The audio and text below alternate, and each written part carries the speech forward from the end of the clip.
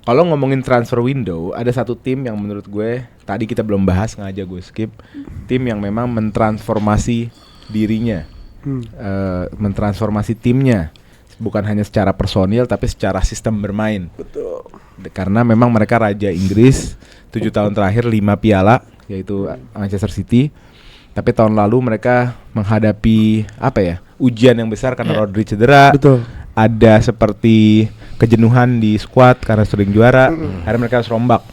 Akhirnya dilakukan perombakan, banyak yang masuk dan bagus-bagus. Duo Ryan Cherki, Ryan Aït-Nouri, Tijani Reinders, tadi siapa sebut lagi? Omar Marmoush, Victor Reis, Kusanov, dan Nico Gonzalez. Nah, Nuk, bagaimana Manchester City mentransformasi dirinya, dan lu ngelihat ini di CWC dan Liga Inggris gimana?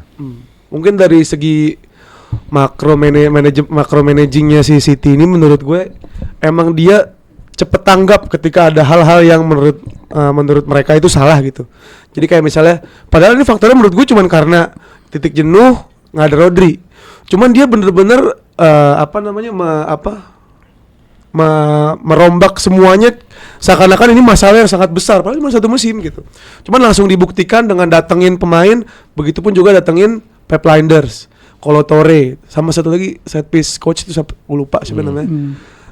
Dia bener-bener gak mau kelihatan kalah sedikit pun gitu dari segi tim. Itu menurut gua jadi faktor terpenting juga buat City bisa berkompet di musim depan, itu dari segi makronya.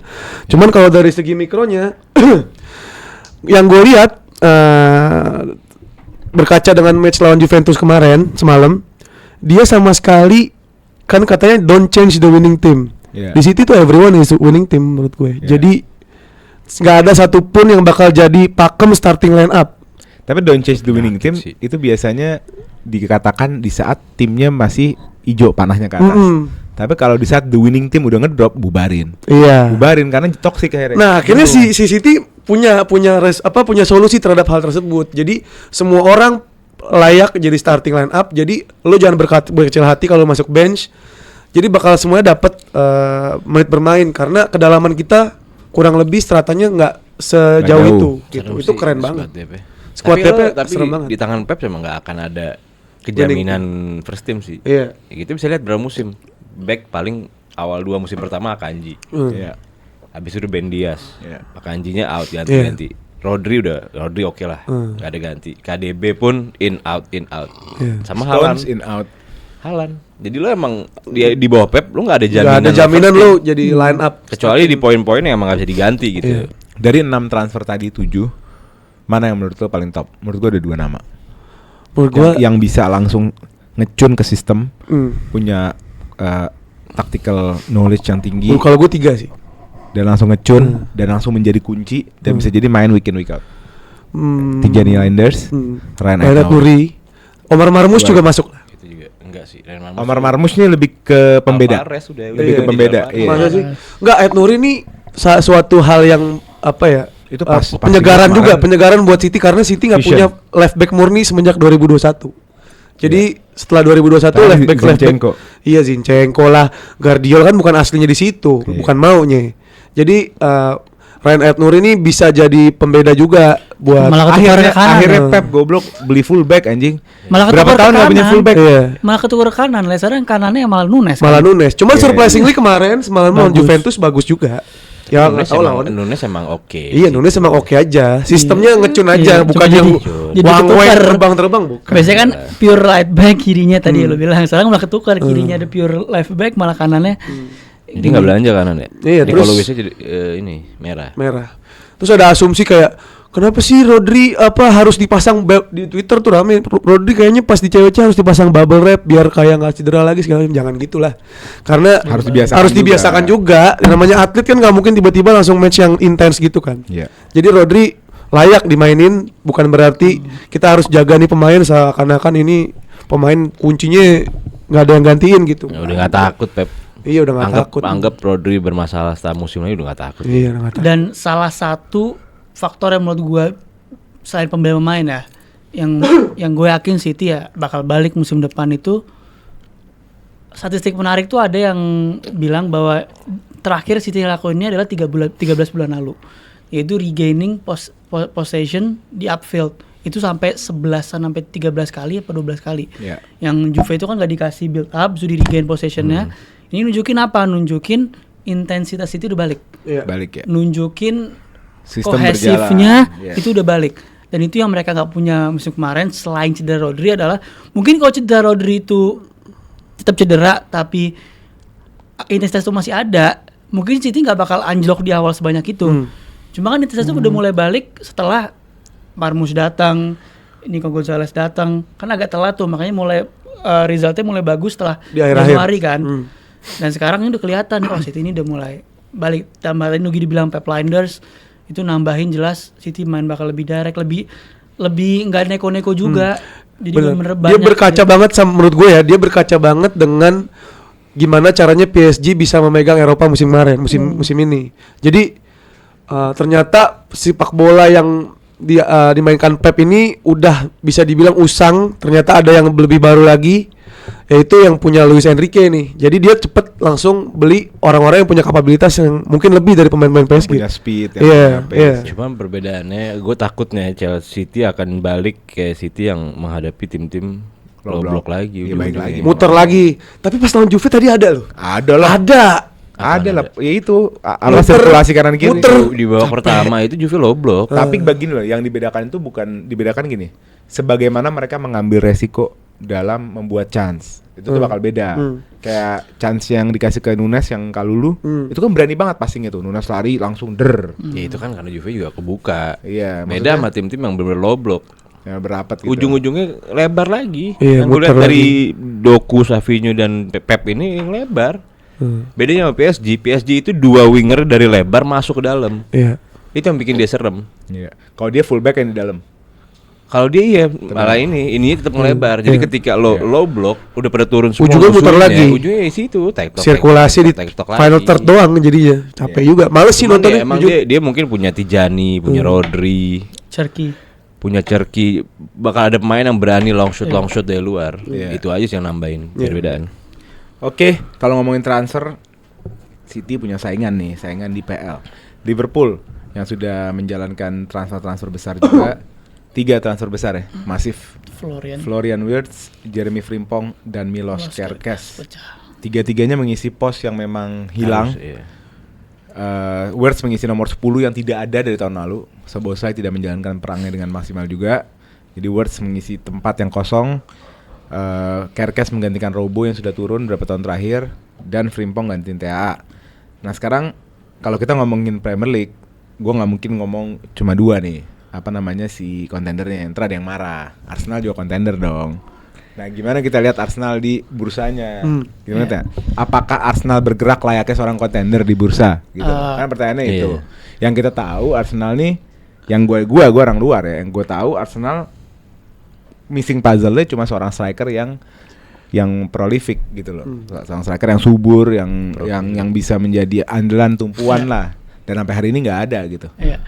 Dan kalau masalah priority itu juga memang udah dikonfirm juga sama David Ornstein, juga memang prioritinya Arsenal tetap striker. Itu semua orang udah tahu lah. Lu semua fans, bahkan lu mungkin lu nonton bola yang sesekali pun tahu problematika Arsenal itu adalah striker, dan itu memang menjadi priority. Cuman dinamika striker sekarang ini kan memang sulit didapatkan secara cepat karena harga-harganya juga di atas valuasi si pemain itu. Lo kita ngomongin Sesko tuh bukan striker 80 juta, mentok 60 juta. Gyökeres 60 juta awalnya, tapi ternyata presidennya Sporting bilang naikin sendiri. Dia nggak ngikutin ke gentleman agreement awal, makanya sekarang Gyökeres juga selek nih sama manajemennya kan. Jadi ini sedang dikerjakan, cuman emang agak lebih sulit.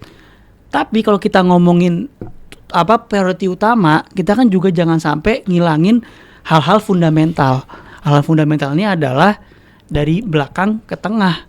Kita kehilangan Jorginho dan Partey. Partey udah diusahakan untuk desain extension, tapi menurut gua dia juga nggak tahu ini ya, maksudnya kenapa lu udah tahu lu bakal jadi bench, tapi lu minta naik gaji. Yang menurut gua nggak make sense. Lu udah dapat 200k, lu minta berapa lagi? Lu sebagai pemain cadangan masa lu minta 200 ke atas? Jadi Partey ini free agent sekarang. Free agent. Depan Enggak ada yang ngambil ya. Belum tentu. Dan Ya pasti ada lah. tahun ini tahun depan. Tahun depan apa tahun ini? tahun ini Free agent ya? tahun ini Tahun ini. kan Habis. udah dilepas, makanya ntar akhir Juni ini dia dilepas. Terus akhirnya opsinya adalah lu harus beli midfielder pengganti si Partey cadangan ini kan, karena kita tahu startingnya Zubimendi, maka siapa nih si pelapisnya? Ya Arsenal nggak mungkin spend big di sini karena dia punya priority striker tadi. Makanya Arsenal ada dua option tadinya, Agume pemain dari Sevilla tapi harga 20 juta ke atas, atau Norgard pemain Brentford yang emang udah experience under Thomas Frank nih, banyak Agak main tua ya, match. Norgard ya? 31 tahun. 31 tahun. 31 tahun. Tapi dia experience musim lalu pun dia main 34 match di Premier League. Berarti kan ini masih jadi pemain kuncinya Brentford. Dapat 9 juta. Kita ngomongin alternatif goalkeeper yang mana Neto tuh kemarin loan. Karena Neto kemarin loan, masa harus beli kan. Siapa nih di market? Kita nggak mungkin beli goalkeeper 30 juta lagi. Ya, akhirnya kita cari juga kiper yang juga experience lah, Kepa. Gaji berapa tuh? Gede tuh pasti tuh gaji tuh. Cuman dapat 5 juta. 5 juta tapi 5 gaji juta. nonjok tuh.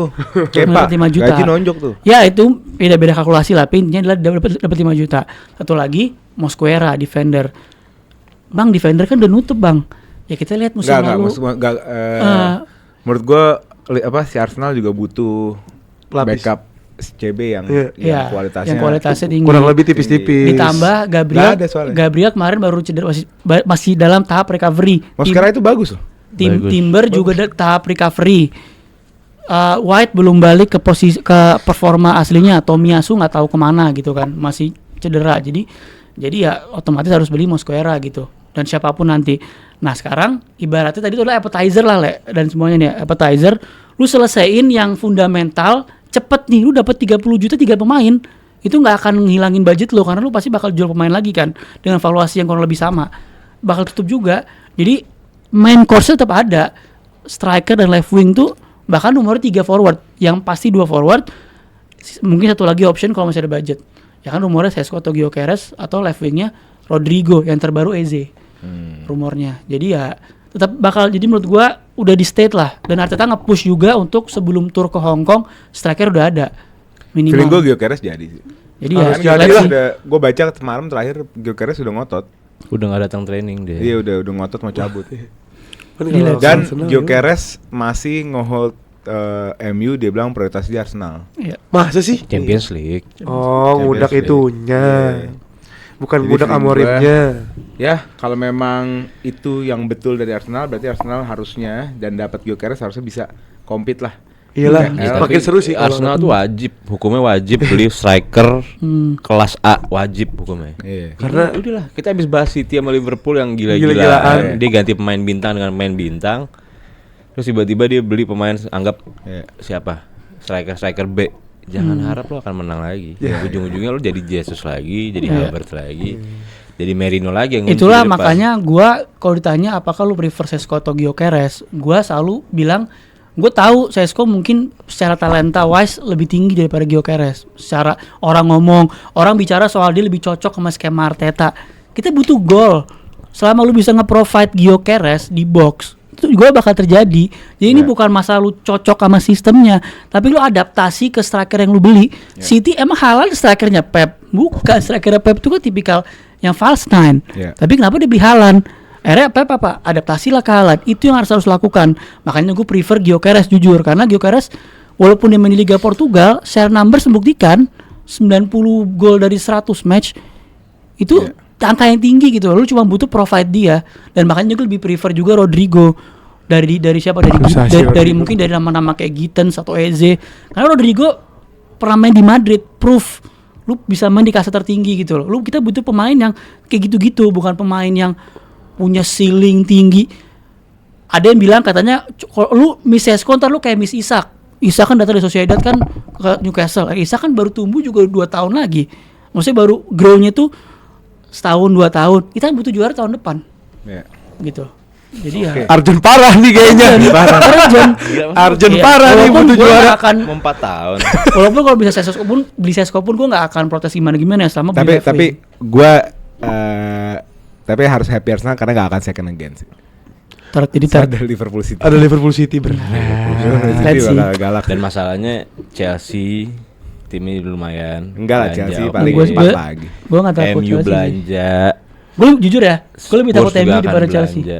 Gue lebih takut MU daripada Chelsea bukan karena kualitasnya, karena kompetisi yang dijalanin. Oh sepi dia. Ya timnya kualitasnya juga Ya kalau dia bagusan MU mat. iya MU. Kualitas tim juga bagusan MU. Ya enggak lah ngaco. Tim yang sekarang. Ih, siapa? Kalau jadi nih, Siapa? semua Iya. bandingnya satu-satu. Cuma Cunya Mbeumo. Cunya Mbeumo. Oke, lo depannya siapa? Delap. Oke, menang dibanding Højlund. Tengahnya. Tengahnya gua lah. Bruno. Dia Bruno doang. Dia Bruno doang. Lo kayak sedo doang. Caicedo, Enzo, enak aja loh. Palmer Lavia, enak aja loh. Lavia. Back menang dia. Jadi kalau MU Back bisa ya, perform, back sih, ya, back ya. Udah, lo cuma tengah doang 2 orang. Kiper sama lah kurang lebih. iya kayaknya dia mau beli kiper juga. Dan dia kompetisinya cuma Premier League. Iya, Ya, itu dia itu. makanya dia main once Jadi- a week tuh Ya gue kita tunggu lah agak Rim ya. Kita lihat Rim. agak deg-degan sih. Kualitasnya Oke.